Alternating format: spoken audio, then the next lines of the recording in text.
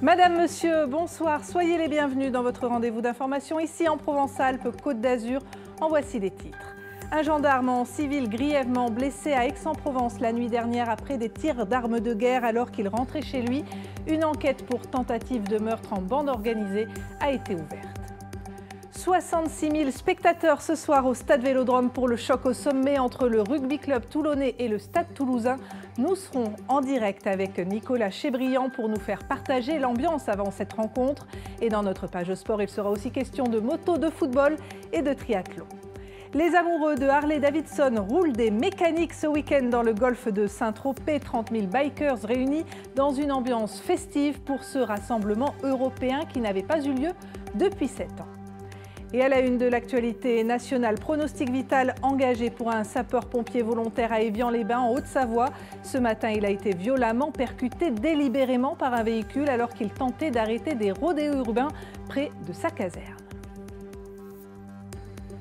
Séjour ne serait pas en danger, mais il est gravement blessé. Un gendarme qui n'était pas en service a reçu plusieurs balles d'armes de guerre à Aix-en-Provence alors qu'il rentrait hier en fin de soirée à son domicile. Les précisions d'Arnaud Delair avec Romain Péric.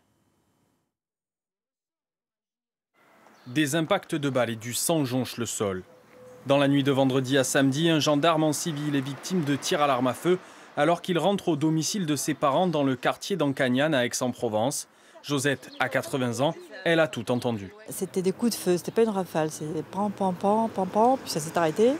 Et de nouveau, pan, pan, voilà. C'est honteux. Ils n'ont plus peur de rien, moi, les gens maintenant. Avant, on avait peur des gendarmes, hein. On avait peur. Je sais pas, on respectait les gendarmes, les policiers. Maintenant, c'est fini. Selon les premiers éléments de l'enquête, au moins 3 hommes à bord d'un véhicule ont ouvert le feu sur le militaire avant de prendre la fuite. Le gendarme présentait 9 plaies par balle à l'arrivée des secours. Les habitants du quartier sont traumatisés. Il y a eu 6 coups, une pause, 6 coups. J'ai plongé par terre, je me suis allongé, je me suis dit, imagine, je prends une balle dans la tête. Et j'ai rampé, puis je me suis relevé et c'est là que j'ai vu la voiture repartir. C'est la voiture des tireurs ? Oui, c'est limite du stress post-traumatique. Alors nous, moi je grandis dans les quartiers, ça s'est jamais passé comme ça. Au pire, ça s'accrochait un petit peu, mais après, voilà, c'était pas comme ça, quoi. Enfin, à la base, il fait que son taf, hein. Oui. Après, je trouve ça un peu aberrant, quoi. Sur place, la police retrouve 12 étuis de calibre 7,62 de type Kalachnikov. Le pronostic vital du gendarme de 27 ans n'est pas engagé, il est actuellement en réanimation. Le sénateur LR des Bouches-du-Rhône, Stéphane Le Rudulier, a témoigné son soutien sur X.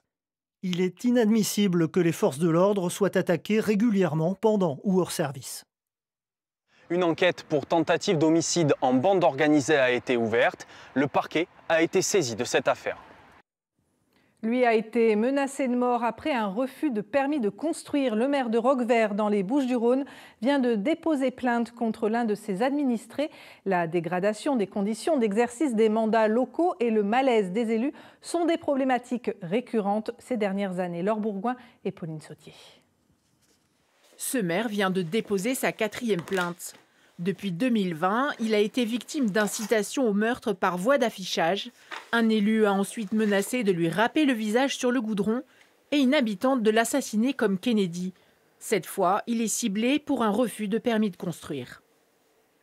J'ai demandé à ce que le procureur de la République n'homologue pas la composition pénale qui pourrait être proposée à mon agresseur. Une amende, un stage, c'est pas suffisant.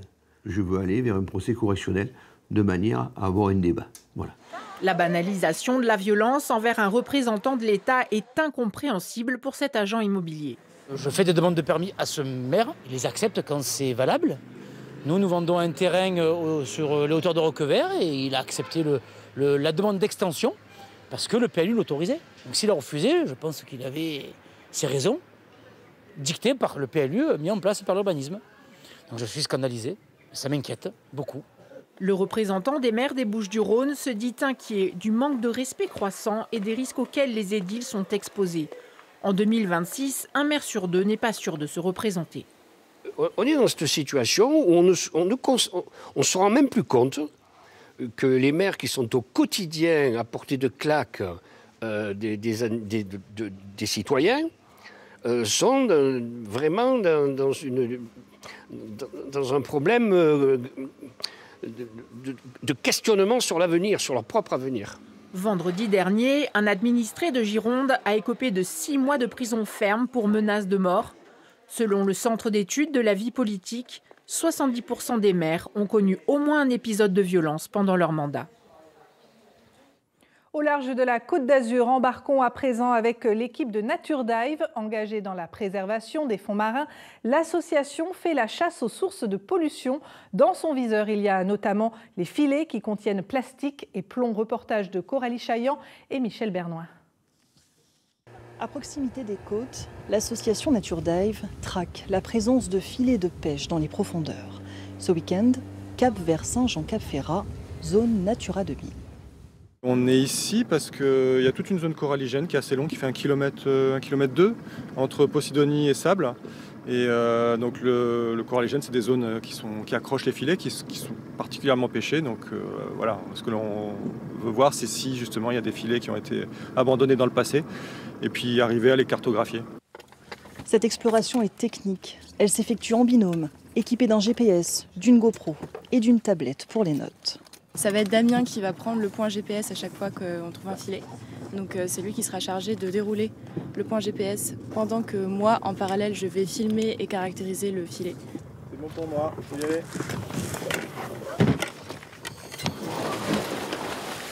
L'équipe s'engouffre à une trentaine de mètres sous la mer. Et très vite, le premier filet apparaît. Des filets très récents qui sont encore complètement déployés sur des habitats sensibles avec des espèces dressées. Là, il faut absolument les retirer. Sur les vieux filets, on a encore les plombs qui restent. Donc c'est quand même une source de pollution. Au bout de 45 minutes, le bilan est de 3 filets fantômes repérés. C'est malheureusement un habitat qui est extrêmement pollué, la Méditerranée. Et de savoir qu'on peut contribuer d'une manière ou d'une autre à sa dépollution, c'est assez valorisant. Et c'est quelque chose qui me plaît personnellement aussi, donc c'est un petit peu un rêve d'enfant. Ces plongeurs reviendront pour les décrocher, parfois avec l'aide des pêcheurs. Depuis 2020, Nature Dive a réalisé plus de 360 plongées et extrait des fonds azuréens 60 filets. On reste sur le littoral. Le goéland est une espèce protégée, mais il cause d'importants dégâts dans les communes et devient parfois très envahissant pour les autres oiseaux. Pour y remédier, la mairie de Cannes procède à la stérilisation des œufs à l'aide de drones. Maxime Menevaux et Alexandre Dequitte ont pu assister à l'une de ces opérations. Allez, vas-y, je te donne le drone. Ouais, je prends ça. Merci. Je prends l'huile de la batterie. Opération stérilisation pour ces deux techniciens. Dans cette petite bouteille accrochée sous leur drone, ils versent de l'huile végétale. Elle va servir à neutraliser les œufs de goéland. Alors là, on vient de remplir le réservoir d'huile de tournesol. Donc en fait, cette huile, on va la diffuser avec le drone qu'on voit là. On va diffuser sur les œufs. Et donc cette huile va se diffuser dans les pores des œufs pour étouffer l'embryon à l'intérieur. Donc au final, l'œuf ne va jamais éclore. Et c'est parti pour 5 à 10 minutes d'intervention sur les toits de cette résidence du quartier de la Croisette. Le drone pulvérise l'huile directement au-dessus du nid. Une opération délicate. Avec le drone, il faut se rapprocher au plus proche du nid, mais très compliqué en fonction du muret. Là, par exemple, on a une cheminée avec le vent, on risque de heurter le drone et de cracher le drone avec la cheminée. En plus de ça, on a des goélands qui attaquent le drone, donc il faut se méfier. Il faut faire une intervention très rapide et délicate, donc le plus simple et le plus efficace possible. C'est la 5e année que Cannes utilise cette technique, autorisée uniquement au printemps. Car si le goéland est une espèce protégée, la ville a obtenu une dérogation préfectorale pour limiter les nuisances de l'oiseau. Sur l'augmentation de la population des goélands, surtout sur les zones urbanisées côtières où il y a beaucoup de quoi les nourrir, on va dire que la cohabitation avec les citoyens et les citadins devient dangereuse et très gênante. Donc c'est une façon de réguler les naissances de façon à restabiliser et refaire un équilibre. En tout, plus de 120 nids de goélands ont été signalés à Cannes. Les stérilisations vont se poursuivre jusqu'au milieu du mois de mai. L'eau qui coule au robinet des Provençaux provient du Verdon. Elle transite par le centre de l'eau et des énergies de Riance dans le Var. Le site se modernise depuis quelques années pour améliorer sa gestion de l'eau. Les explications de Romain Fiorucci et Nicolas Carme. Voici l'une des infrastructures les plus vitales pour le sud-est de la France. La centrale hydraulique de Riance, le point de départ du canal de Provence, ou plutôt des canaux. Car c'est ici que l'eau issue de la source du Verdon se sépare en deux. À gauche, un canal alimente le Var, à droite, un autre abreuve les Bouches-du-Rhône. En 50 ans d'existence, le site s'est modernisé. On y développe aujourd'hui les énergies renouvelables. Dernier projet en date, recouvrir de panneaux solaires certains tronçons du canal. Ça permet de maintenir l'eau plus fraîche en dessous, ça évite le développement algal, donc il y a un gain sur la qualité de l'eau, sur la température aussi, ça c'est important, et ça permet de produire sur des ouvrages qui sont en béton, donc qui n'impactent pas le milieu naturel. On a l'objectif d'ici 4 ans, donc c'est dans très peu de temps, de produire plus d'énergie, autour de 50 gigawattheures, alors qu'on en consomme aujourd'hui 40 gigawattheures. Et devenir ainsi 100% autonome en énergie. Autre enjeu hautement sensible, garantir l'alimentation en eau de tous les territoires. Qu'adviendrait-il si un incident se produisait sur l'un des deux canaux, empêchant l'accès à l'eau à tout un département? Les ingénieurs de Riance ont la réponse. Par exemple, il est possible ici de venir prélever l'eau dans la retenue de Bimont et de la réinjecter ensuite dans la branche du Var. Donc l'eau revient complètement et fonctionne en sens inverse avec un dispositif de pompage qui permet une sécurisation totale de la part de tous nos clients. Une sécurisation indispensable dans une région frappée chaque année par la sécheresse. 750 millions d'euros ont été investis pour la modernisation du canal. La source du Verdon est une mine d'or à protéger. C'est l'équivalent d'une piscine privée remplie chaque seconde. On ouvre notre page consacrée à l'actualité sportive. Ce week-end, les meilleurs pilotes moto du monde ont rendez-vous au Mans. Le Grand Prix de France aura lieu demain après-midi. Les 2 Français en lice sont azuréens. Lors de la course sprint cet après-midi, le pilote niçois Fabio Quartararo a terminé 4e et le Canois Johan Zarco chez Honda 6e. Auteur du meilleur temps des qualifications, Fabio Quartararo s'élancera en pole position pour le Grand Prix demain à 14h. Le RCT et le Stade Toulousain se retrouvent ce soir à Marseille pour le compte de la 23e journée du Top 14. Les Varois sont 3e et les Toulousains 1er. Aux abords du stade Vélodrome, on retrouve Nicolas Chebriand. Nicolas, impossible de ne pas repenser à leur dernière rencontre très serrée en quart de finale de la Coupe d'Europe. Effectivement, il y a un peu moins d'un mois, c'est sur la scène européenne en quart de finale de Coupe des Champions que les deux équipes se sont affrontées au stade Mayol. Et c'est dans les derniers instants sur un coup de pied de pénalité de Thomas Ramos, après même le retentissement de la sirène, que le stade toulousain s'est imposé 21-18. C'est donc avec un sentiment de revanche que les Toulonnais vont se présenter sur la pelouse du stade Vélodrome ce soir pour une affiche 100% rouge et noir. Toulon-Toulouse, c'est la 11e édition en terre marseillaise, un rendez-vous initié, une délocalisation initiée par Mourad Boudjelal, l'ancien président du RCT en 2009, et un court déplacement qui réussit plutôt aux Toulonnais puisqu'ils n'ont vécu la défaite qu'une seule fois ici au stade Vélodrome face à Toulouse. Cette rencontre donc qui permet en se jouant à Marseille tout simplement d'accueillir 50 000 personnes de plus qu'au stade Mayol qui compte seulement 15 000 places, et c'est un rendez-vous très attendu et très apprécié. Je vous propose d'écouter quelques Toulonnais et quelques Toulousains que nous avons rencontrés avant cette rencontre. Toulouse-Toulon, ça a toujours été l'affiche du week-end. Comme mon collègue, la victoire au bout, c'est le mieux pour nous. Au moins, ça nous permettrait de rester dans le top 2. Après, que le meilleur gagne. Mais plus mon cœur penche pour Toulouse que Toulon quand même. J'attends que Toulon gagne, comme tout le monde en fait. Il y a beaucoup de Toulousains là aussi. Mais il y a beaucoup de Toulonnais, on n'est pas loin. Et ça fait des années qu'on n'a pas gagné au Vélodrome, enfin que les Toulousains n'ont pas gagné au Vélodrome. Et ça serait aussi briser cette malédiction, si je puis dire. Le classico du rugby, donc il y a le fait qu'il y ait plus de personnes, peut-être un peu plus d'ambiance, c'est une bonne chose. Ça va jouer. Du plaisir, on veut du plaisir ce soir. On est là pour ça. Voilà. Le RCT a pour ambition de terminer 2e du top 14 pour accéder directement aux demi-finales. Et pour cela, il faudrait vaincre ce soir les Toulousains ici au stade Vélodrome. Merci Nicolas et merci à Michael Flores pour la réalisation de ce duplex. Pour l'OM, plus que 2 matchs avant la fin du championnat. Les footballeurs marseillais jouent ce soir au Havre, 2e au classement. Ils sont favoris face aux Normands, 16e qui jouent donc leur maintien en Ligue 1. Les Olympiens doivent à tout prix conforter leur place afin d'assurer leur qualification en Ligue des Champions. Efficacité et humilité, telle est la ligne de conduite souhaitée par l'entraîneur Roberto De Zerbi. Pour l'instant, c'est un match très difficile parce que c'est une équipe qui a pris des points à Monaco, qui a gagné à Auxerre, une équipe qui, au cours des derniers matchs, vraiment a resté dans la lutte. Ça va être vraiment une bataille, une lutte. C'est pour ça que je parle d'humilité. Et toujours au calendrier de Ligue 1 ce soir, Monaco reçoit Lyon et Nice joue à Rennes. En Ligue 2, le FC Martigues a perdu à Lorient il y a quelques minutes, 5-1. Un premier but encaissé à la mi-temps, puis égalisation à la 60e minute.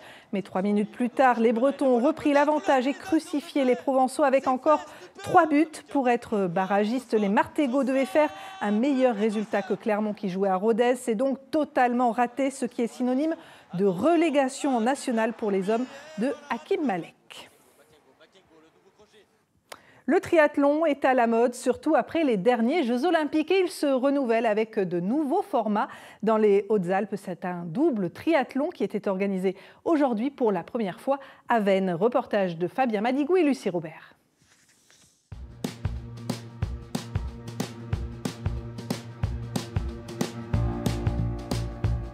C'est parti pour 300 mètres de natation, 5 km de vélo et 1 km 600 de course à pied. Le tout a enchaîné 2 fois à un rythme effréné. Un format insolite qui a même séduit des membres de l'équipe de France. Ouais, sur le papier, les distances sont hyper courtes, mais quand on les met bout à bout, on a 36 minutes d'effort à 110%, quoi. Donc très violent, mais par contre, c'est super cool, ça change de nos formats habituels. Pour tous ces athlètes habitués du triple effort et des transitions éclairs, l'enchaînement des 2 triathlons n'a pas été si facile à apprivoiser. Là, ce qui a surpris, c'est de nager après la course à pied. On était asphyxiés, quoi. C'est complètement... c'est pas les mêmes efforts, en fait, par rapport aux compétitions qu'on fait sur 1h30 de course, quoi. De le faire 2 fois, c'est-à-dire qu'on va plus vite, mais qu'on doit le tenir plus longtemps. Donc moi, j'étais toujours en rupteur, surtout en vélo. Après, quand on replonge, en plus, l'eau, elle était quand même à 16 degrés, donc sans la combi, c'est compliqué. Quand tu replonges dans l'eau, ça devient compliqué, puis tu sens plus tes jambes, donc... c'est très intense, quoi. En plus de cette épreuve inédite, d'autres triathlons au format plus classique sont organisés tout le week-end à Veynes. Une volonté des organisateurs de s'ouvrir au plus grand nombre. Pour nous, c'est très important de proposer une compétition qui sont à la fois pour les élites, pour les jeunes, mais également pour les amateurs. Donc ça a vraiment été l'ambition de faire une course où tout le monde se croise et de faire un peu une fête sportive autour de ce magnifique site qui est le plan d'eau de Veynes. L'effet JO, forcément il y en a eu parce que les athlètes français ont brillé, mais d'un autre côté, tout le sport en a profité et c'est pas que le triathlon qui en a profité. Quant aux pros, ils ont remis le couvert en fin d'après-midi avec une poursuite à l'image du biathlon.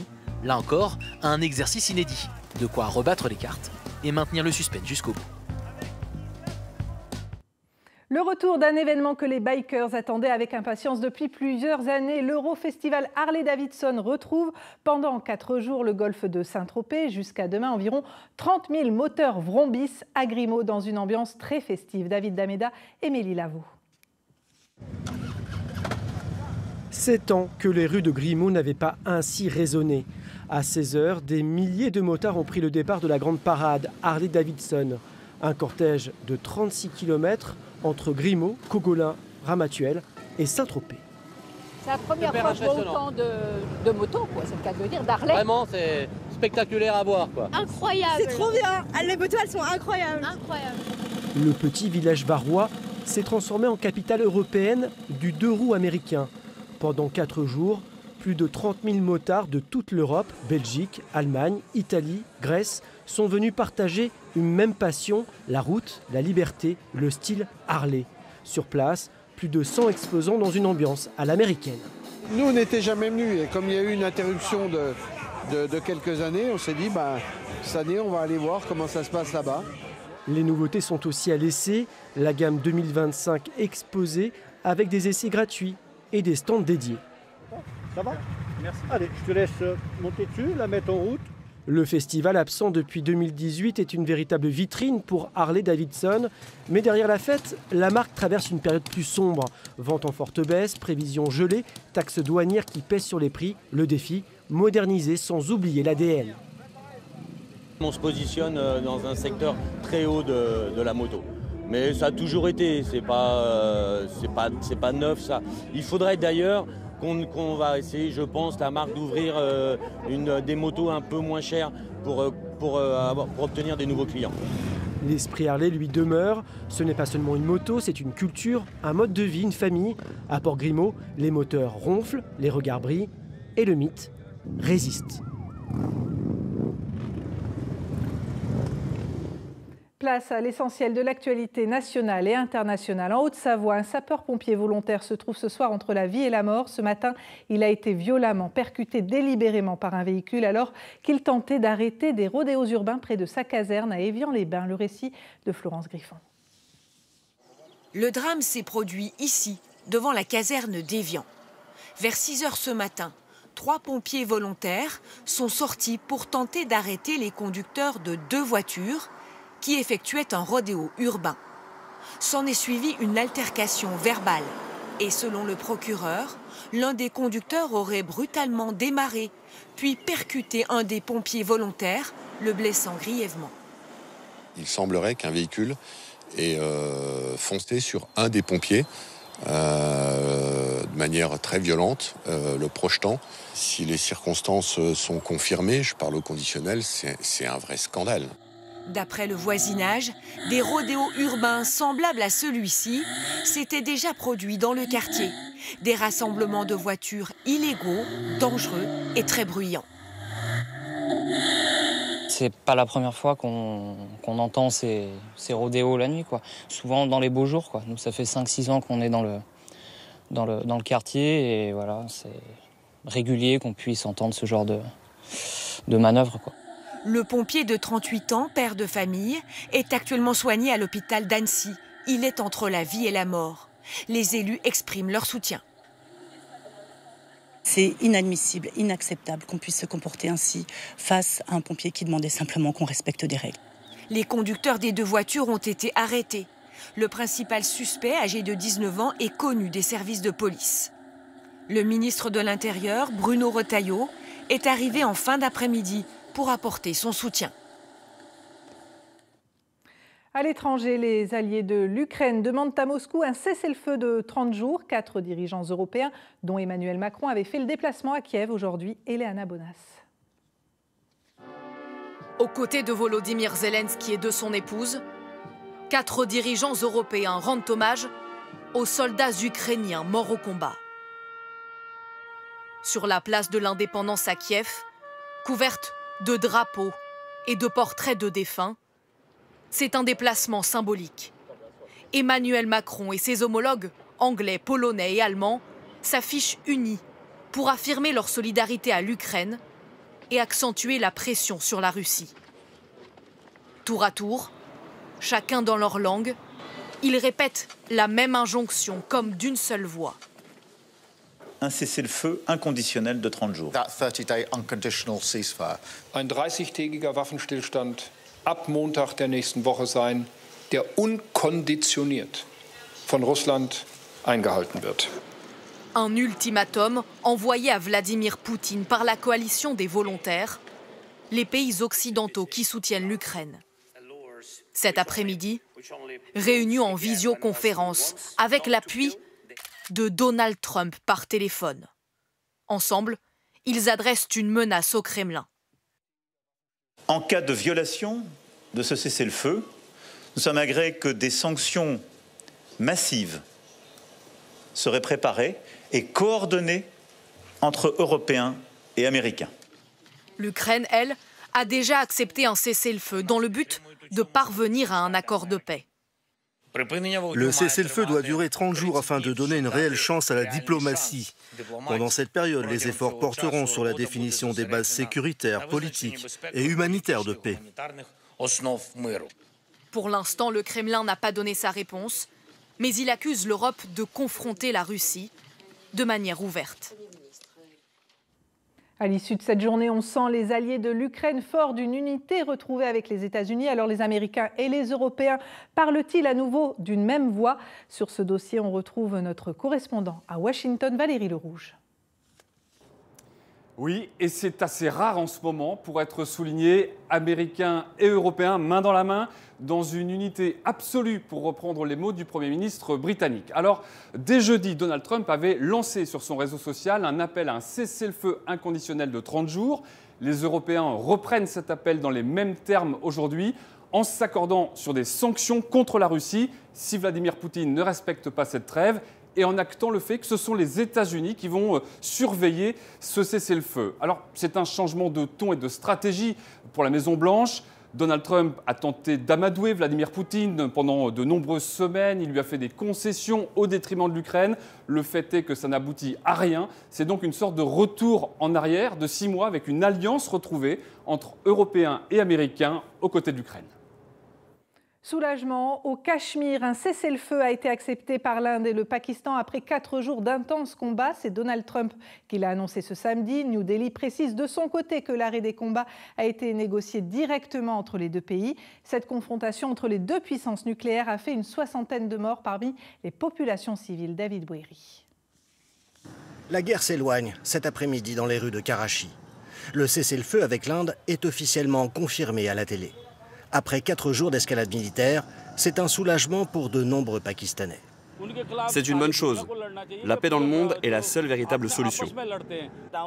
Je pense que la communauté internationale, notamment nos voisins comme la Chine, l'Arabie saoudite et les États-Unis, a joué un rôle remarquable dans la conclusion d'un accord de paix et d'un cessez-le-feu.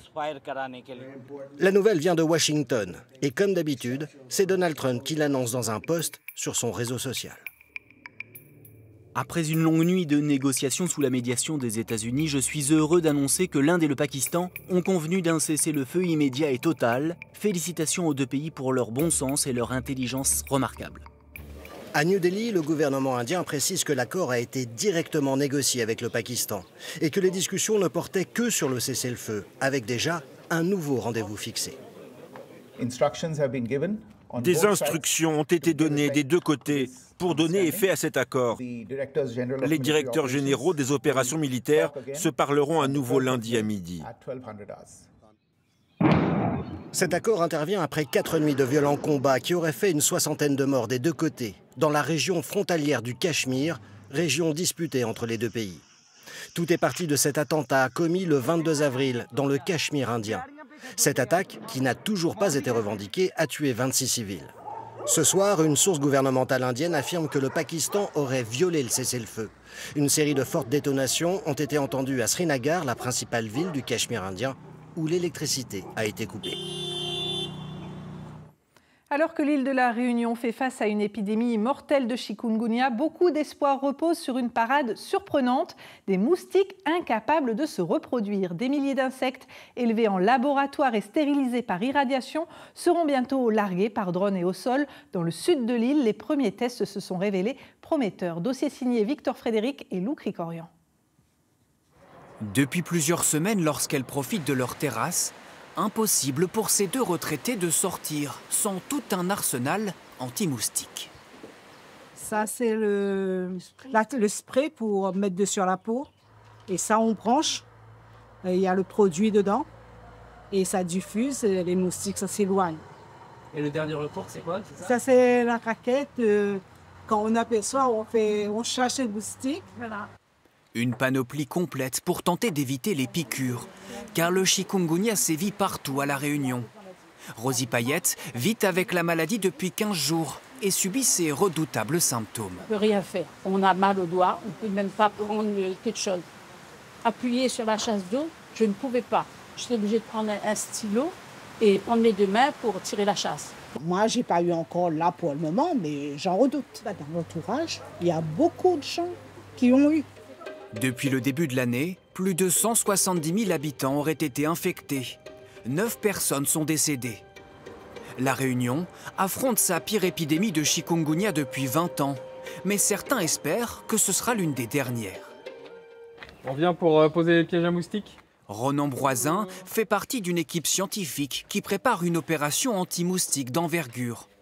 Aujourd'hui, il vient installer ce piège chez un habitant du sud de l'île. Il y a un petit ventilateur à l'intérieur qui va tourner et ça va ensuite attirer les moustiques qui vont rentrer par ici. Le but n'est pas d'exterminer tous les moustiques, mais seulement d'en capturer. On les identifie, on regarde quelle espèce de moustique on a capturé, est-ce que c'est ceux qui transmettent la dengue et le chikungunya justement, et ça nous permet de garder un suivi correct de la population. Un recensement pour savoir où exactement lancer une contre-offensive, pour le moins surprenante. Lâcher des centaines de milliers de moustiques stérilisés pour empêcher leur reproduction. Une nouvelle étape après des tests prometteurs menés il y a 4 ans. Ce projet ambitieux se prépare dans l'ambiance étouffante de cet insectarium. Avec ses équipes, Cécile Bringue est devenue une spécialiste de l'élevage des moustiques tigres. On l'élève ici en masse. Dans chaque cage, vous avez 2000 mâles et 6000 femelles. Chaque semaine, ils récupèrent ainsi des centaines de milliers d'œufs prêts à éclore. Tous ces petits points noirs, ce sont des œufs. C'est une très bonne récolte. Ah oui, c'est du caviar. Grâce à cet outil, les nymphes de moustiques sont ensuite triées pour ne conserver que les plus petites, celles des mâles incapables de piquer. D'ici quelques semaines, un irradiateur arrivera au laboratoire et permettra de les stériliser en masse avant de les relâcher. L'enjeu, c'est de permettre à un mâle stérile de rencontrer une femelle sauvage, de l'inséminer avec son sperme stérile. La femelle sauvage va pondre des œufs, ça, il n'y a pas de souci, mais ces œufs ne vont pas éclore. Ils seront stériles, ils n'écloront pas. Les lâchers de moustiques stériles débuteront en juillet à La Réunion, sur une zone limitée. Si la technique s'avère efficace, elle pourrait rapidement être étendue. Des opérations similaires ont déjà fait leurs preuves en Australie ou encore à Singapour, avec comme résultat une baisse de 90% des populations de moustiques. Dans quelques instants, retrouvez sur notre antenne tout le sport, puis le téléfilm Le Voyageur, la femme oubliée. Je vous souhaite une très agréable soirée sur France 3. À demain.